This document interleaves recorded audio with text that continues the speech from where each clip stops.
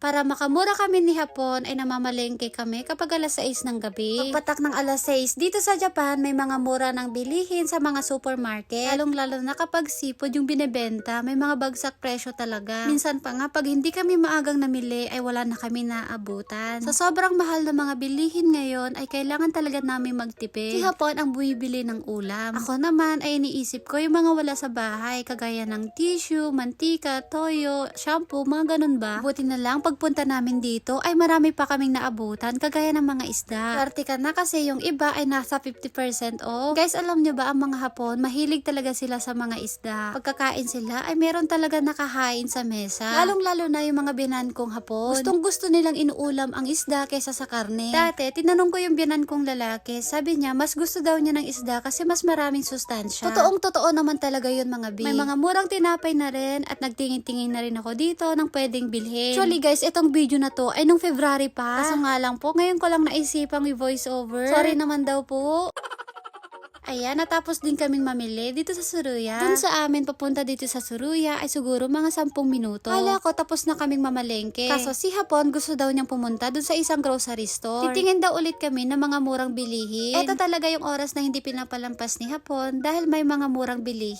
Siyempre, para makatipid na rin. Si Hapon nga pala ang nagbabudget ng pang-grocery namin. Meron din siyang binibigay sa akin na pang-budget. Nandun lang yun sa bahay, hindi ko siya dala-dala. Tapos kapag kasama ko siya sa pag-grocery ay siya naman yung nagbabayad. O diba, laking tipid nun sa amin mga bi kasi hindi namin nagagastos yung budget namin. Pagpunta namin dito ay dali-dali na rin kaming pumunta dun sa pwesto ng mga nakasale. Kaso nga lang, konti na lang at halos wala na kaming maabutan. Kung gusto mong hindi maunahan ay kailangan maaga kang pumunta. Kasi kapag mga alas 7 or mga 7:30 halos wala ka nang maabutan. Kung nandito ka sa Japan at nagtitipid ka kagaya ko, ay subukan mong pumunta sa supermarket ng mga alas 6 para makatipid at makamura. Laganaro talaga kapag kasama kong namamalengke itong asawa ko. Kahit gaano kadami at kabigat pa yung bibilhin namin ay okay lang kasi may sasakyan naman. Pag wala yung asawa ko ay naglalakad ako pag namimili. Wala pa kasi akong sariling sasakyan kaya tiis-tiis muna. Dito sa Japan hindi kasi basta-basta at hindi ganoon kadali ang makakuha ng lisensya. Umaabot ng 30 kalapad kapag nag-aral ka ng driving school. Diba ganun kamahal mga bi? Kaya manood po kayo ng mga mini vlogs ko para makaipon po ako ng panglisensya. Uy, ano daw?